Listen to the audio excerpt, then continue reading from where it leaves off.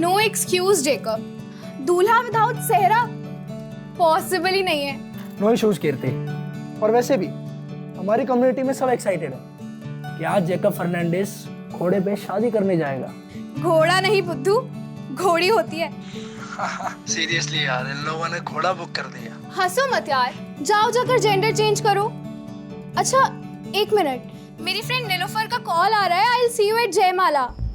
हाय Nilofar. Thank god Kirti, तुमने phone उठा लिया। मुझे तुमसे बहुत इंपॉर्टेंट बात करनी है। कीर्ति, तुम्हारा होने वाला हस्बैंड एक फ्रॉड है।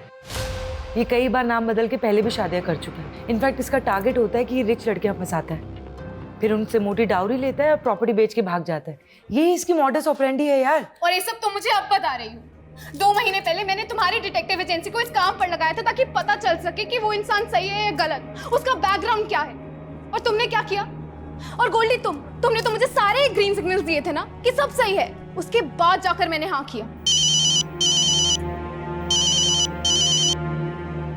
कीर्ति, गोल्डी से गलती हो गई। मैंने तुम्हें सिर्फ काम नहीं दिया था नीलोफर, मैंने समझा था तुम मेरी दोस्त हो और तुम्हारे लिए मेरे कंसर्न्स मैटर करते हैं, पर तुमने किसी चीज पर ध्यान नहीं दिया। Sorry sorry my foot Nilofar. 25 lakh लग चुके हैं शादी पे, इंक्लूडिंग योर फीस। और वहां पे ना वेन्यू के बाहर सारे गेस्ट खड़े, क्या बोलूं मैं उनको जाकर? और आज ना जेकब से ज्यादा मुझे तुम पर गुस्सा आ रहा है, और इसे ना मैं कभी भूलूंगी नहीं। मैम कुछ बोलना भी मत।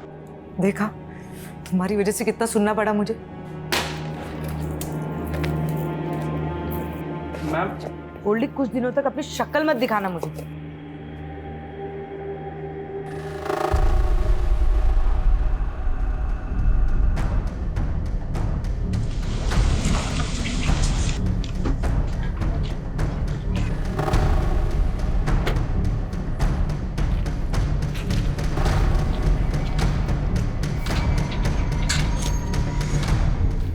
हाय नीलोफर, एक जासूस जालसाजी का शिकार हो गई। मैं तुम्हें स्टॉक कर रहा था और तुम्हारी जैसी जासूस भी मात खा गई। तुम इतने भी स्मार्ट नहीं हो बलराम। आई न्यू इट कि तुम मुझे स्टॉक कर रहे थे। वो क्या है ना, मैं तुम्हारे मुंह नहीं लगना चाहती। अरे मैं तो लगना चाहता हूँ ना। मेरे होंठ तो आज भी तुम्हारे प्यार का अमृत चखने के लिए बेकरार हैं। ये वाहियात बातें ना कहीं और जाके करो। निकलो यहाँ से। ठीक है, मैं जानता हूँ मैं बहुत बदनाम हूँ, लेकिन मैं तुम्हारे नाम, तुम्हारी शोहरत पे मरता हूँ मैं। इसीलिए मैं नहीं चाहता कि दुनिया वाले हमारी मोहब्बत को एक बर्बाद अफसाना समझ लें।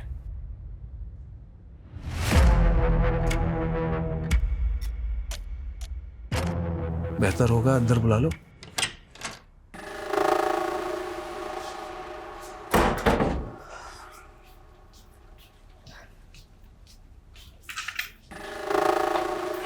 बोलो, क्यों फिर से तंग करने आ गए? तंग तो तुम्हारा दिल है। हाँ, प्यार करने में भी कंजूसी। बिना छुए बात नहीं कर सकते बलराम। और अपनी ये वाहियात शेरो शायरी ना बंद करो, निकलो यहाँ से। जिसकी उम्मीद तुम लेकर आए हो, ऐसा कुछ होने नहीं वाला।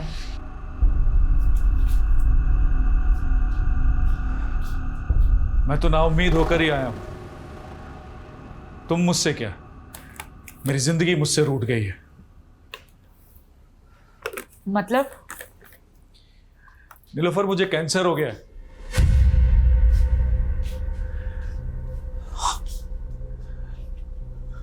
सच कह रहा हूं, मेरे पास अब ज्यादा दिन नहीं बचे हैं। मरने से पहले मैं सारे गिले शिकवे तुम्हारे साथ जो हुए दूर करना चाहता हूं। अगर तुम कहो तो बाकी बची जिंदगी तुम्हारे साथ रहने के बहाने मत ढूंढा करो यार। भरोसे के लायक नहीं हो तुम। और अब मुझे तुमसे कोई मतलब नहीं। तुम्हारा मुझसे कोई मतलब नहीं है? कोई मतलब नहीं है तुम्हें मुझसे? तो मेरी जिंदगी का कोई मतलब नहीं है। कल का मरता है, मुझे हर्ज क्या है? पागलपन मत करो।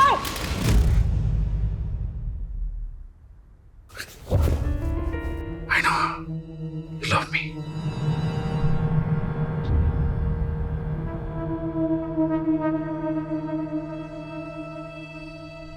देखी मेरी मोहब्बत, तुम ऐसे ही मुझे अपनी जिंदगी से दूर नहीं कर सकती Nilofar. I know you love me. Still hate you. सच्ची?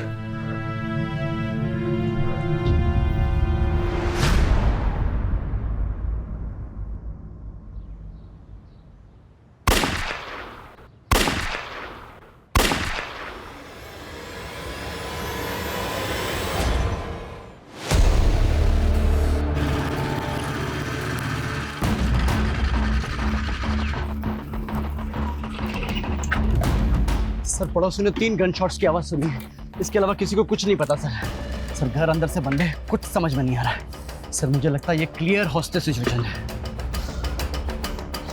चल, घर किसका? Sir Nilofar Malik, private detective है। अभी अंदर कितने लोग हैं? सर वो तो पता नहीं, पड़ोसी ने कहा कि मियाँ बीबी अंदर गए।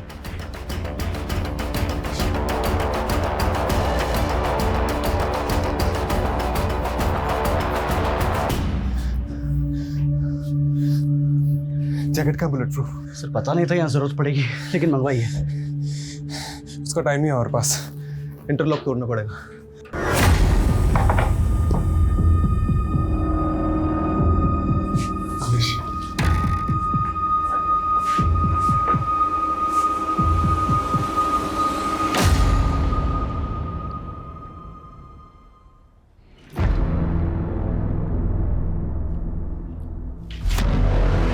तू चलाना है तो मारा जाएगा। सरेंडर कर दे, इसी में तेरी भलाई है। सुनिए, इसका कोई दोस्त, रिश्तेदार या पड़ोस में कोई है जिसको ये मानता हो? नहीं पता सर। अरे कोई तो होगा सर। 3 गन शॉट मार्क्स है, लगता है क्लोज रेंज से शूट किया लेडी को।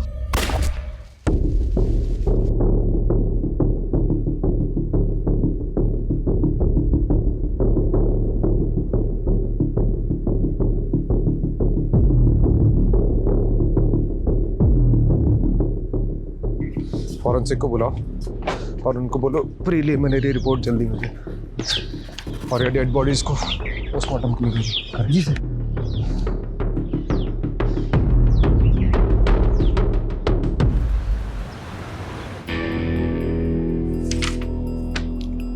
अजय, प्रिलिमिनरी फॉरेंसिक रिपोर्ट के हिसाब से क्राइम सीन पे कोई भी अननोन फिंगरप्रिंट्स नहीं मिले। गन के ट्रिगर पे भी जो फिंगरप्रिंट है वो बलराम के है। इसका मतलब साफ है कि बलराम ने नीलोफर को शूट किया and then he shot himself.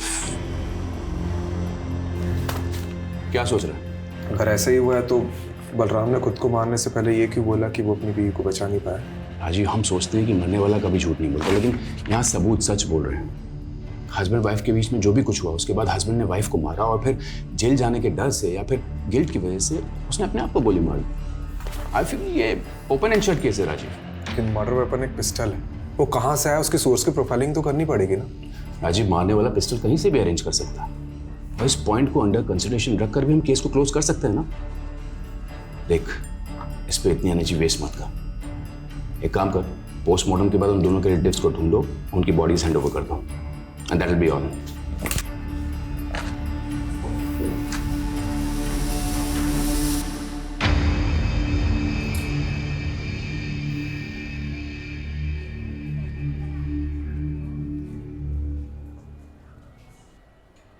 Sir वो नीलोफर के घर में किसी भी तरह की फोर्स एंट्री एग्जिट के साइन नहीं मिले हैं। और सर किसी ने भी ये नीलोफर और बलराम के अलावा किसी तीसरे को नहीं देखा।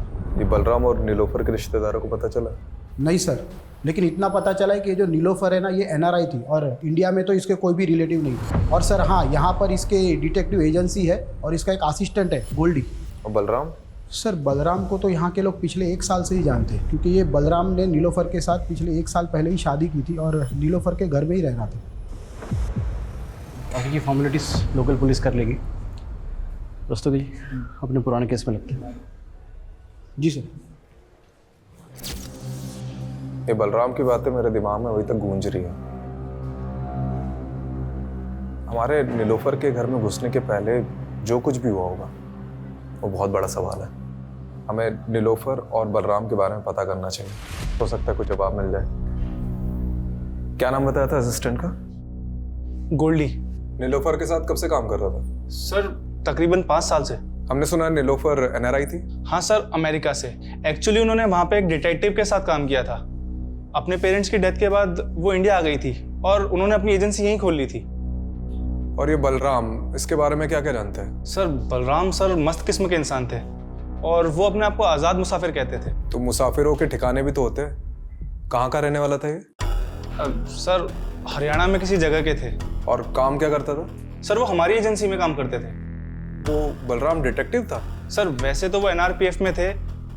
एक्चुअली नीलोफर मैम को अपना काम एक्सपेंड करना था और वो उसके लिए एक ऐसा इंसान चाहती थी जो जोखिम उठा सके।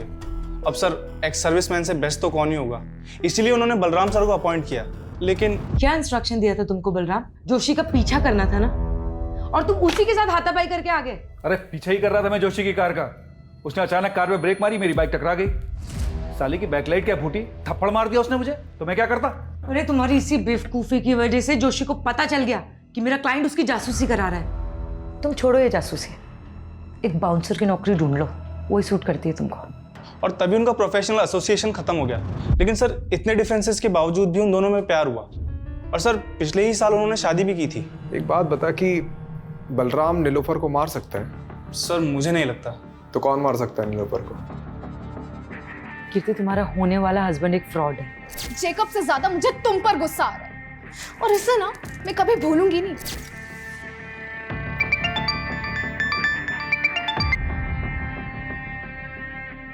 हेलो याद तो मुझे ही कर रही होगी ना डार्लिंग। कमीने, तू हिम्मत है तो सामने आके बात कर, नंबर बदल के कॉल मत कर। अरे हम जरूर मिलेंगे। मैं भी उन मोमेंट्स को भूल नहीं पा रहा हूँ जब हम शादी से पहले एक हो गए थे। क्या दिन थे, जानती है? वो सब मैंने रिकॉर्ड कर रखा है। मैं सोच भी नहीं सकती तू इतना गिरा हुआ निकल सकता है। तू मेरे सामने होता ना तो I would have killed you. ओहो, मेरी बेबी को गुस्सा आ रहा है, बहुत गुस्सा आ रहा है। हाँ? मुझे भी आया था उस डिटेक्टिव पे जब वो कबाब में हड्डी बन गई थी, पर अब मेरा गुस्सा शांत हो गया। May your friend Nilofar rest in peace.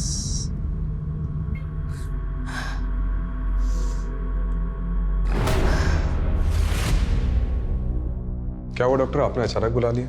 जी, ये मार्क देखिए, नीलोफर के ब्लड में पाया गया है और इसी की वजह से नीलोफर शायद कॉन्शियस नहीं रही होगी और उसका रेप किया होगा। तो ये रेपिस्ट का डीएनए क्या बलराम के डीएनए से मैच करता है? नीलोफर की बॉडी पे रेपिस्ट का डीएनए मिला ही नहीं। शायद रेपिस्ट ने कॉन्डोम यूज किया हो। सर, ये नीलोफर के घर से हमें ना सिरिंज मिली है ना मिला है, तो क्या ये सब बलराम ने गायब किया होगा? देखो, ये नए डेवलपमेंट के हिसाब से ये थ्योरी बनती है कि बलराम ने पहले अपनी बीवी को देकर बेहोश किया। ये बलराम अपनी बीवी से इतनी नफरत करता होगा क्या? यही बात तो समझ में नहीं आ रही सर, उन दोनों के बीच में प्यार था भी या नहीं। देखा, ये ओपन एंड शट केस कैसे बूम करके बैठा है। चलो इस पॉइंट को कंसिडर करते हैं कि नीलोफर का रेप किसी ने तो किया है, क्योंकि अभी तक ये माना नहीं जा सकता कि बलराम ने ही उसका रेप किया, और ये भी हम नहीं मान सकते कि बलराम ने नीलोफर का मर्डर किया, क्योंकि जो आदमी खुद को मारने के पहले ये बोल रहा था कि अपनी बीवी को नहीं बचा पाया, वो अपनी बीवी को मार कैसे सकता है? चलो एक मिनट के लिए हम ये मान लेते हैं कि उस घर में उन दोनों के अलावा कोई तीसरा आदमी भी मौजूद था, तो क्यों बलराम ने उस तीसरे आदमी के बारे में हमें कुछ भी नहीं बताया और सुसाइड कर लिया? और अगर उस किलर के एंगल से सोचते भी हैं तो उसने पहले नीलोफर का रेप किया और फिर मर्डर कर दिया, तो फिर आई विटनेस बलराम को जिंदा क्यों छोड़ दिया? इसलिए मैं बलराम को रूल आउट नहीं कर रहा हूँ, लेकिन एक पॉसिबिलिटी तो है कि बलराम के अलावा भी कोई और क्रिमिनल हो सकता है।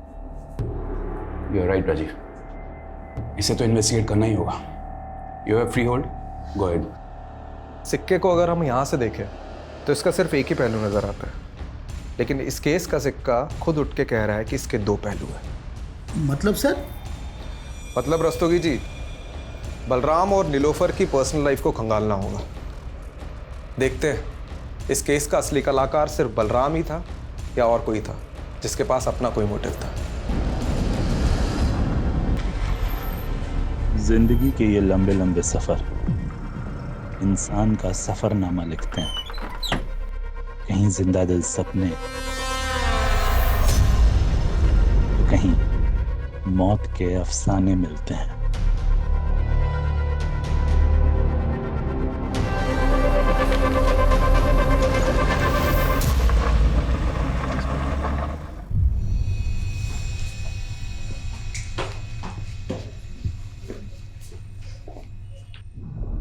अरे कनक बेटा, अरे इतनी सी बात पे कोई रोता है क्या? हाँ, रोते नहीं है बेटा। ये देखो, मैं तुम्हारे लिए क्या लेके आया। देखो, ये गोलू मोलू सा गुड्डा। अब हम दोनों इससे खेलेंगे। ये पसंद नहीं आया? ठीक है, तो मैं तुम्हें दूसरे खिलौने दिलाता। कना, क्या हुआ बेटा? अरे सरगुन दीदी, आप इंटरव्यू के लिए चली गई, ये बेचारी डर गई। पर जॉब भी तो जरूरी है ना हरीश। अरे कहाँ, अब ये जॉब वॉब के चक्कर में पड़ी हुई है दीदी। एक काम करता हूँ, आपका जो घर है बहुत प्राइम लोकेशन पे, इसको गिरवा के 4 माले बनवा देता हूँ और आराम से बैठ के किराया खाना और मेरी लागत चुका दे रहना। पर हरीश, इसमें तो लाखों रुपए लगेंगे, इतना पैसा मैं कहाँ से चुकाऊंगी? उसकी टेंशन आप मत लो। आप एक काम करना, इसमें से एक माला मुझे दे देना, बीच वाला माला मैं रख लूंगा, और आप ये जॉब वॉब का चक्कर छोड़ दो दीदी। सर, नीलोफर की कार पे फास्टैग लगा हुआ था। मैंने उसकी ट्रांजैक्शन डिटेल्स निकलवाई तो एक इंटरेस्टिंग बात सामने आई है। मर्डर वाले दिन नीलोफर ने सुबह 7 बजे ग्रेटर नोएडा टोल नाका क्रॉस किया था। सर, उस दिन यूपी से दिल्ली आई थी। यूपी में कहाँ गई थी वो? सर, इसका जवाब तो गोल्डी के पास भी नहीं है, लेकिन हमने नीलोफर का फ़ोन अनलॉक करवाया तो कॉल हिस्ट्री के मुताबिक मर्डर वाले दिन नीलोफर की बात किसी कीर्ति सागर से हुई थी। तो ये कीर्ति सागर से मिलो। और क्राइम सीन पे नीलोफर के फ़ोन के अलावा लैपटॉप भी था ना, तो उसे भी तो देखो। मैं तब तक NRPF जाकर बलराम के बारे में पता करता हूँ, और तुम लोग नीलोफर और बलराम इससे जुड़े एक एक इंसान की प्रोफाइलिंग करो। बलराम सर ही 2009 तक NRPF में ही काम कर रहा था, फिर उसे बर्खास्त कर दिया गया। क्यों? उस पर अटेम्प्ट टू मर्डर का चार्ज लगा था। Attempt to murder? जी, 7 साल की कैद भी हुई थी उसे। 2009 से 7 साल, मतलब 2016 तक तो वो जेल में ही रहा होगा। ये किसका मर्डर करने की कोशिश की थी उसने? विक्रांत सिसोदिया का, वो उसका कलीग था। बहुत दिनों बाद आ रहा है ना शादी से। विक्रांत! बलराम, क्या कर रहा है ये? 7 साल बाद बलराम सैनी तो कैद से रिहा हो गया। ऐसा क्या हुआ था कि बलराम अपने ही दोस्त का दुश्मन बन गया? बलराम को शक था कि उसकी बीवी का अफेयर उसके दोस्त के साथ है। लेकिन बलराम और नीलोफर की शादी तो 1 साल पहले हुई थी। इसका मतलब है कि नीलोफर के पहले भी बलराम की शादी हो चुकी थी। जी हाँ, उसका एक बेटा भी है। कहाँ है आजकल? बलराम फरीदाबाद का रहने वाला था, हो सकता है उसकी फैमिली भी वहीं रहती हो। ये लीजिए उसका एड्रेस। हाँ, मैंने अच्छे से सोच लिया है। आप तुरंत पिटीशन फाइल कर दीजिए। जी हाँ, मैं मिलता हूँ आप सब। ओके। संकेत कहाँ जा रहा है और कौन सी पिटीशन फाइल करने की बात कर रहा है? अपने बाप की चिता तो नहीं जला पाऊंगा, तो सोचा कुछ ऐसा करूं जिससे मेरी भी आंखें खुल जाएं और आपकी भी। संकेत, साफ साफ बोल, पहेलियां मत बुझा। पहेलियां ही सुलझा रहा हूं माँ। पहेली सुलझ जाएगी तो बात करेंगे। संकेत, संकेत कहाँ जा रहा है? सर, ये बलराम का कैरेक्टर कुछ समझ में नहीं आ रहा है। ऊपर से उसकी पहली बीवी और ये लड़का, अजीब है दोनों। अब इस कांड के बारे में पता तो चल ही गया होगा, उसके बावजूद ना तो सामने आए ना ही बॉडी क्लेम करने आए।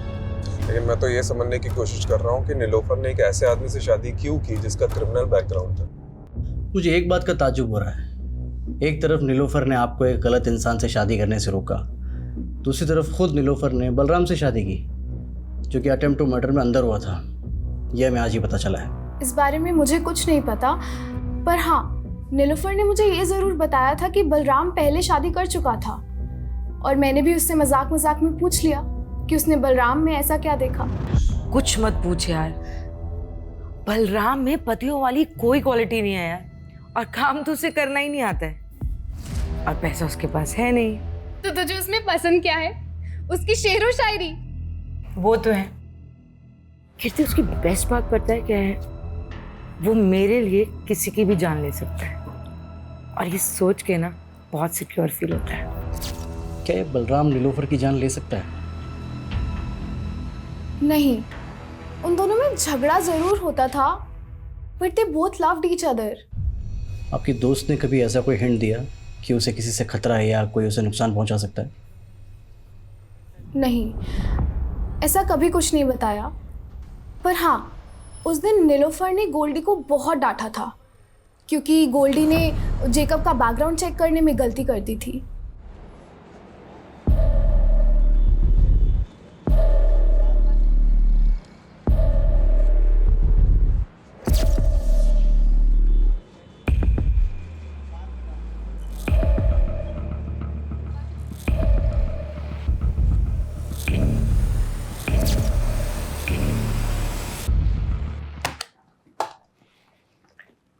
देखो संकेत, मैंने तुम्हारी ये पिटीशन तो फाइल कर दी है कि तुम्हें बलराम सैनी के साथ अपना डीएनए मैच कराने का मौका दिया जाए, पर तुम ये सब करना क्यों चाहते हो? क्योंकि उन्हें लगता था कि मेरी माँ ने उन्हें धोखा ही नहीं दिया, बल्कि मैं भी उनका बेटा नहीं। पर तुम ये सब करके अपने लिए गड्ढा खोद रहे हो। मेरा मतलब है जानबूझकर पुलिस की नज़र में सस्पेक्ट बन रहे हो। ये तो कभी प्रूफ नहीं होगा कि मैंने कोई क्राइम किया था, लेकिन डीएनए टेस्ट कराने का मेरे पास ही आखिरी मौका है। मैं चाहता हूं दुनिया को पता चले मेरा बाप सही था या मेरी माँ।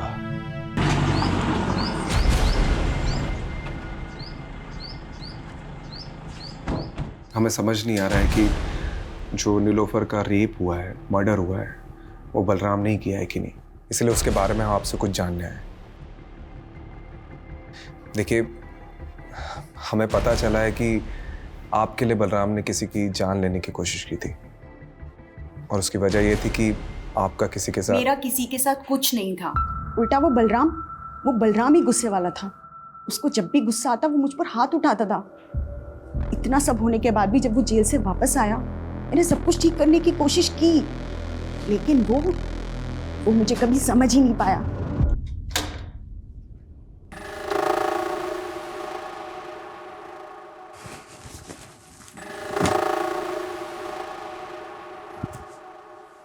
देखो, मैं यही चाहती हूँ कि हम नए सिरे से जिंदगी शुरू करें। नई जिंदगी नए सिरे से? विक्रांत के बाद कोई नया यार मिला क्या? बोलना, कोई नया यार मिला क्या? जेल जाके भी तुम्हारे दिमाग से कचरा नहीं निकला ना? अरे कैसे समझाऊं, तुम्हें गलतफहमी हुई थी। चुप, बिल्कुल चुप। मुझे कोई गलतफहमी नहीं हुई है।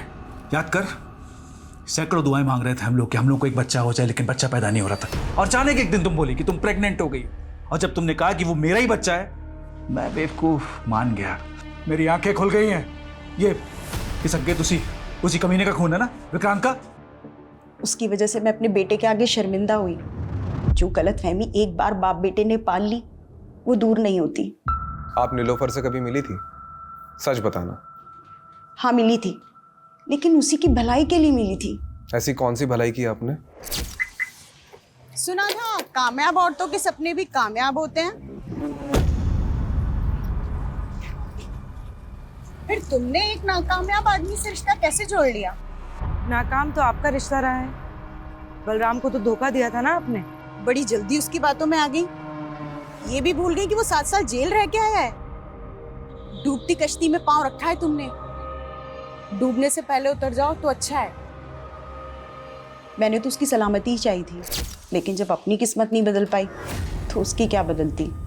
आपको शक होगा कि कांड बलराम ने किया या नहीं, लेकिन मुझे पूरा यकीन है कि बलराम ने पहले नीलोफर को मारा, बाद में खुदकुशी की।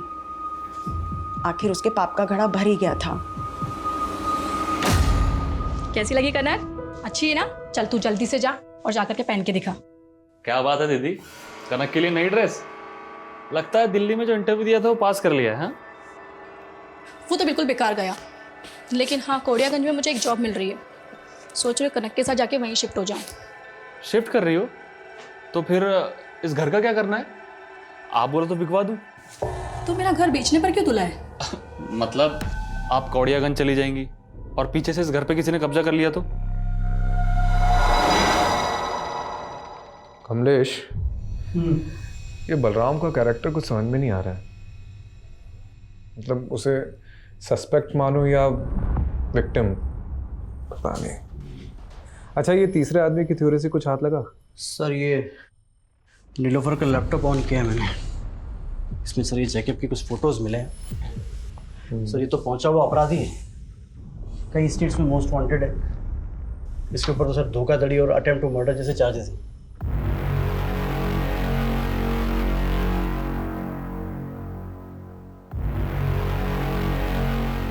ये नीलोफर ने इसी का भांडा फोड़ा था ना? कहीं इसने तो कांड नहीं किया? ये फोटोज देख, ये कैसी फोटोज है? एक मिनट। ये फोटो में तो यूपी लिखा हुआ है। मतलब ये फोटो यूपी में किसी एरिया की है, और मर्डर वाले दिन नीलोफर यूपी से दिल्ली आ रही थी। उसकी फास्टैग की ट्रांजैक्शन डिटेल्स के हिसाब से वो यूपी काफ़ी आ जा रही थी, लेकिन अभी तक ये पता नहीं चला है कि यूपी में जा कर रही थी। ठीक है, इसे गोल्डी को दिखाते हैं। हो सकता है वो किसी केस में काम कर रही हो। और नीलोफर के पुराने केसेस भी चेक करो। ठीक है।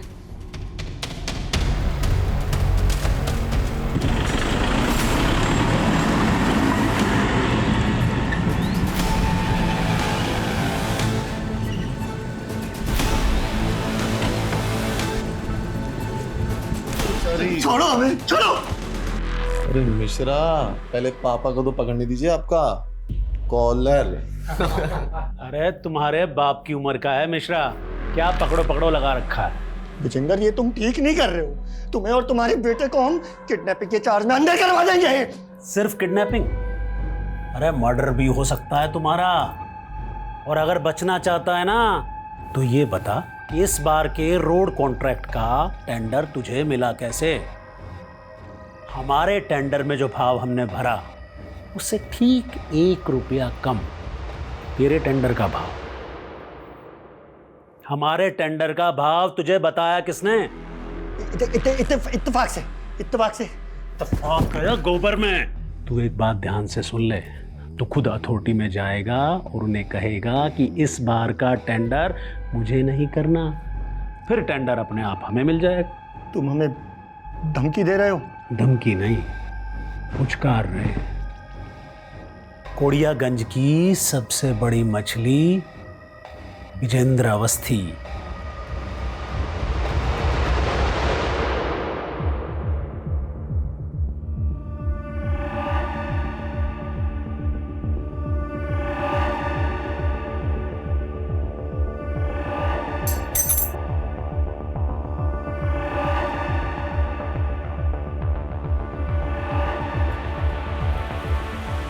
ये चाबी इस बुक में क्या कर रही है? सर वो नीलोफर मैम के घर की चाबी है।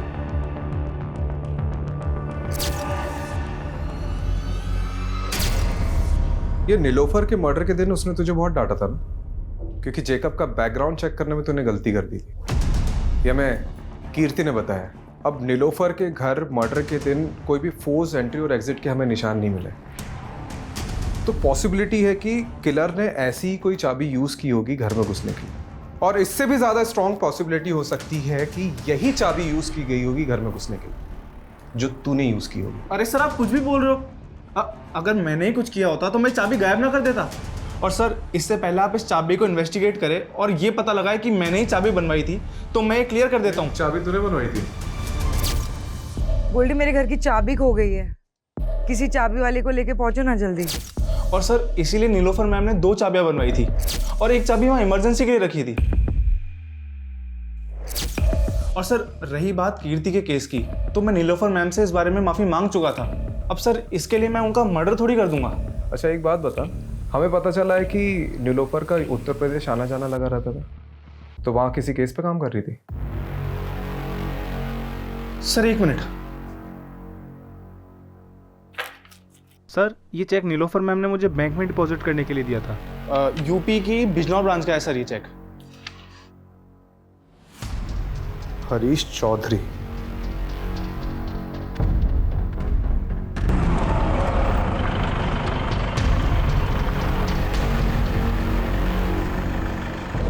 सर, दरअसल मैंने ही वो चेक दिए थे एडवांस नीलोफर। किस चीज़ का एडवांस चेक? सर, मेरी कजिन सिस्टर है सरगुन, 2 महीने से मिसिंग है। उन्हीं को ढूंढने के लिए मैंने नीलोफर को हायर किया था। मैंने बिजनौर थाने में भी दीदी का मिसिंग केस फाइल किया था, लेकिन पुलिस कुछ कर ही नहीं रही है। हरीश, तुम बिल्कुल परेशान मत हो, सरगुन को ढूंढने में मैं तुम्हारी पूरी मदद करूंगी। वो करती क्या थी? वो जॉब ढूंढ रही थी और इसी सिलसिले में वो दिल्ली के किसी मॉल में एक आदमी से मिली थी। वो कोई मामूली आदमी नहीं है हरीश, वो कोड़ियागंज के सबसे रईस आदमी का बेटा है। वो सोशल वर्कर भी है और साथ ही उसकी बहुत सारी कंपनीज भी है। उसी ने मुझे मिलने के लिए कोड़ियागंज बुलाया था। कोड़ियागंज? माँ, मैं भी आपके साथ चलूंगी। अरे बेटा, पहले मैं तो जाकर नौकरी पक्की कराऊं, उसके बाद तुझे भी ले चलूंगी। लेकिन उस दिन के बाद से दीदी कभी लौटी नहीं सर। ये नीलोफर ने सरगुन के बारे में कोई अपडेट दी थी? सर, वो बता रही थी कि कोड़ियागंज का कोई सबसे रईस आदमी है, विजेंद्र अवस्थी करके, और उसके बेटे का नाम अमरीश है। तो उन दोनों की फ़ोटो उसने मुझे दिखाई थी। फ़ोटो है अभी? हाँ सर, ये देखिए सर। वो बता रहे थे कि इन दोनों पर उसको शक है। और इससे पहले ही नीलोफर कुछ बता पाती, हमने सुना कि नीलोफर और उनके पति की मौत हो गई। कौड़ियागंज जाकर तुमने इनसे बात करी अपनी बहन के बारे में? मुझे जैसा छोटा आदमी इतने बड़े आदमी से कैसे बात कर सकता है? सोचा पुलिस को ही बता दूं, लेकिन उन्होंने कुछ नहीं किया। ठीक है।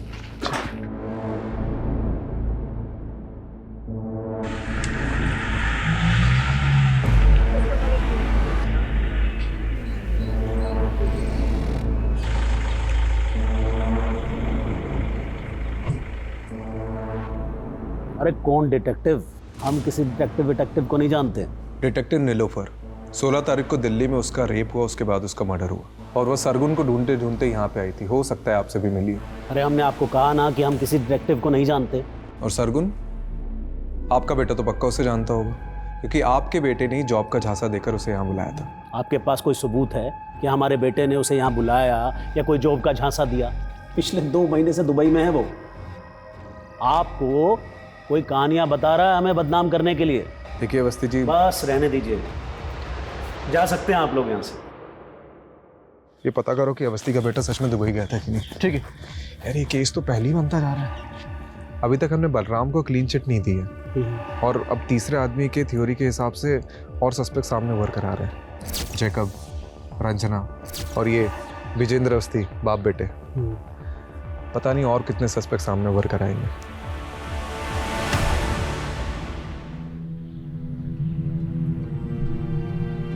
खाना लगा दूं? हाथ है मेरे, मैं खुद ले लूंगा। तो कल से बना भी लेना।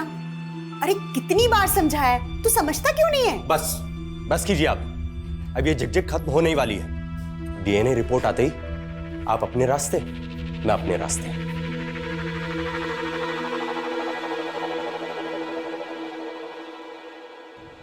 ये विजेंद्र अवस्थी बिजनौर के एसपी का दोस्त है, जहाँ सरगुन का मिसिंग केस फाइल हुआ था। और उसका बेटा अमरीश अवस्थी, इसका दुबई जाना उसी दौरान हुआ था जब सरगुन गायब हुई थी। तो सरगुन को गायब करने में इन लोगों का हाथ है और नीलोफर इन्हें इन्वेस्टिगेट कर रही थी। हो सकता है उसके साथ भी कुछ ऐसे ही हुआ। सर, जब नीलोफर को इन लोगों ने मार डाला है तो सरगुन पिछले 3 महीने से कहाँ गायब हो गया? वो गायब ही है कि उसको भी। अच्छा, जब सरगुन गायब हुई उस दौरान जितनी भी अनआइडेंटिफाइड बॉडीज मिली, उसका डेटा चेक कर।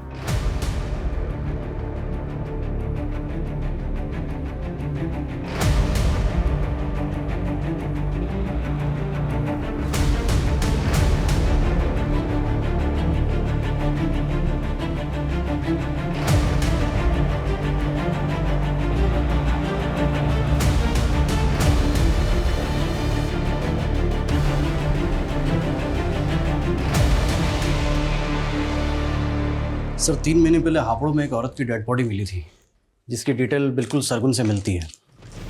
इस शहर का जायका बड़ा कमाल है। कई लोग यहाँ रोज़ाना कई लजीज सपने पकाते हैं और ये शहर सबको डकार जाता है।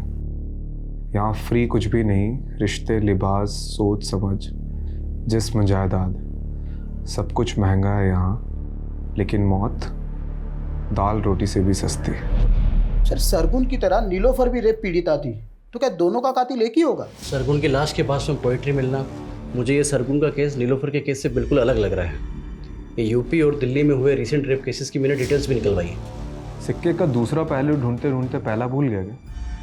देख, सब जानते हैं कि बलराम शेर व शायरी का शौकीन था, तो हम ये क्यों नहीं सोच रहे कि वो भी तो ये सब चीज़ कर सकता है। और हो सकता है कि नीलोफर को बलराम की सच्चाई का पता चल गया और बलराम ने नीलोफर को।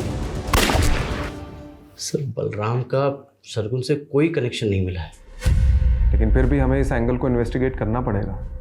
सर, ये पटवर्धन ने मैसेज भेजा है, संकेत का और बलराम का डीएनए मैच हो गया है। ये संकेत बलराम का ही बेटा है। अब कोसेगा बाप की तरह पीटेगा, कभी पति के आगे कभी बेटे के आगे, बार बार औरत क्यों झुकती है? सॉरी। नहीं संकेत, मेरा स्वाभिमान इतना भी कमजोर नहीं है।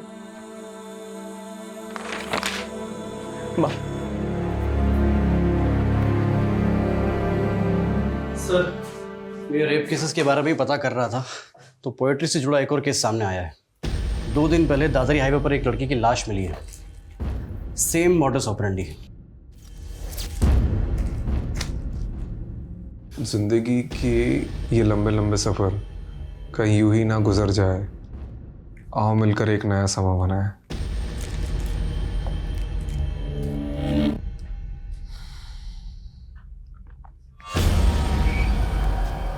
कहीं हम किसी सीरियल किलर से तो डील नहीं कर रहे। लेकिन सर नीलोफर का केस अब भी इन दोनों केस से अलग लग रहा है।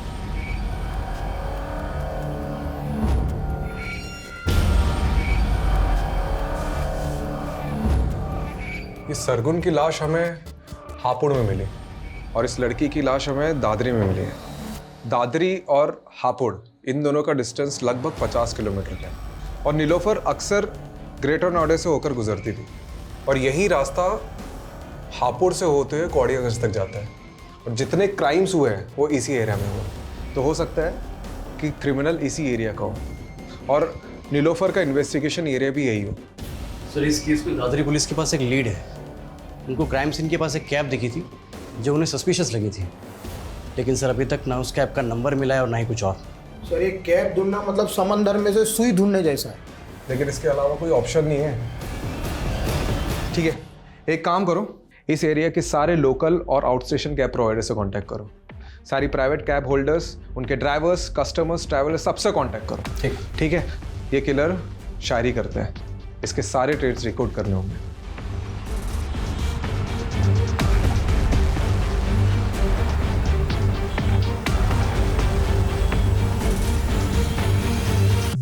सर 300 से ज़्यादा travel agents, cab service providers और सोलो कैब ड्राइवर से पूछताछ करी।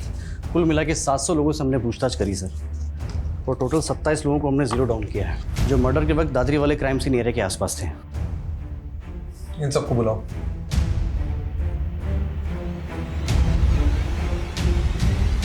ये 16 मार्च को तो हापुड़ में था। हाँ सर। ये लड़की तेरी कैब में थी? सर मेरी कैब में बहुत सारी सवारियां बैठती हैं, अब हर किसी का चेहरा याद थोड़े ना रहेगा। 11 जून को दादरी में कहाँ पर था तू? सर दादरी में मैं हमेशा ही खिलौना फैक्ट्री में जाता हूँ सर। क्यों? रोज तुम्हारे कैब में वही सवारी बनती है क्या? सवारी? सर कैब मेरी नहीं है, मैं कैब हायर करता हूँ। अच्छा, तो कोई ऐसे कैब ड्राइवर को जानते हो जो शेरो शायरी करता है? सर ऐसा तो कोई मेरे दिमाग में नहीं आ रहा अभी। ठीक है, तुम जा सकते हो। सर एक मिनट सर, एक कैब वाला मुझे ज़रूर याद आ रहा है, क्योंकि सर उसके म्यूज़िक सिस्टम में गज़लें चल रही थी। गज़लें? वो बंदा मुझे इसलिए याद है क्योंकि वो इंग्लिश में बोलने की कोशिश कर रहा था और सर वो अपने आप को MBA करा हुआ बता रहा था। सर देखो, इनमें से कोई है क्या? इनमें से है कोई वो कैब ड्राइवर?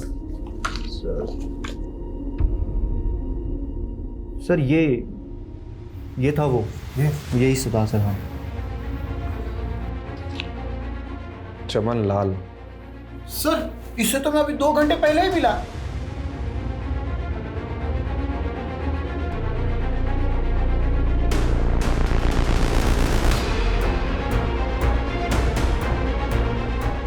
सर वो रही।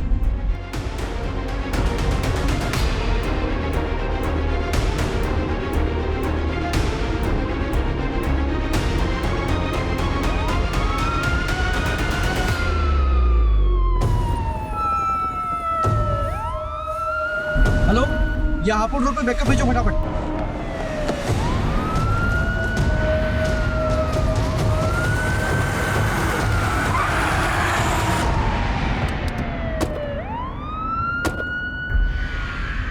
सर दुनिया ने मेरी कदर नहीं की। MBA किया तो जॉब नहीं मिली, जॉब नहीं मिली, पैसा नहीं, लड़की नहीं, शादी नहीं, कुछ नहीं। एक MBA वाले की फ्रस्ट्रेशन समझते हैं आप सर? फ्रस्ट्रेशन में कैब चलाना पड़ा। वो उन दिनों एक कपल मेरे कैब का रेगुलर कस्टमर था। वो दोनों चिपक के ना मेरी जलाते रहते थे। तो बस मैंने एक दिन हिडन कैमरा लगा दिया, फिर वो वीडियो बनाकर मैंने उस लड़की को ब्लैकमेल किया। वो मुझे लाखों देने को तैयार थी, पर पता है सर मैंने उससे क्या मांगा? उससे उसका जिस्म। तब से ना तलब सी हो गई मुझे लड़कियों। और सरगुन को क्या बोला तुमने कि तू विजेंद्र अवस्थी का बेटा है? सर वो हमारे कस्बे का सबसे रईस आदमी है और सरगुन से मॉल में दोस्ती हो गई थी, तो बस इंप्रेशन झाड़ दिया मैंने। और जॉब का झांसा देकर अगले दिन उसके साथ फिर सारा मालूम पड़ा कि वो नीलोफर सरगुन का पता करते करते कौड़ियागंज पहुंच गई है। एक्सक्यूज मी जी आप विजेंद्र अवस्थी का घर जानते हैं? जी पास ही में, आइए आपको ले चलता। चलिए। वैसे विजेंद्र अवस्थी के यहाँ आपको क्या काम पड़ गया? विजेंद्र जी के बेटे मेरी दोस्त के दोस्त हैं, इसीलिए कुछ काम था। उस नीलोफर को देखते ही ना अंदर से ना वो सेक्स वाला लव जाग गया। बस उसका पीछा किया, पीछा करते करते मालूम पड़ा अरे वो तो डिटेक्टिव। बस तबीयत ना निखर सी गई मेरी कि इस बार शेर एक शेरनी का शिकार करेगा। फिर एक दिन कैफे में बैठी थी तो उसकी टेबल पे चाबी रखी थी, बस मैंने चाबी उठा ली। वो अकेली रहती थी तो सोचा शेरनी का शिकार उसकी गुफा में होगा, और एक दिन उसकी एब्सेंस में मैं घुस गया अंदर, लेकिन वो तो अपने पति के साथ आ गई।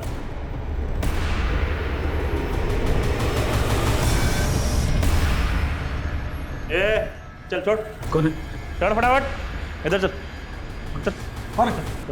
चल इधर। कौन है? चल इधर। ए इधर आ, इधर आ, इधर आ, वरना गोली मार दूंगा। देखो तुम्हें इधर आ। फटाफट इसका हाथ मार। बहुत बड़ा गोली मार। बांध। जल्दी बांध। क्या चाहिए तेरे को बता।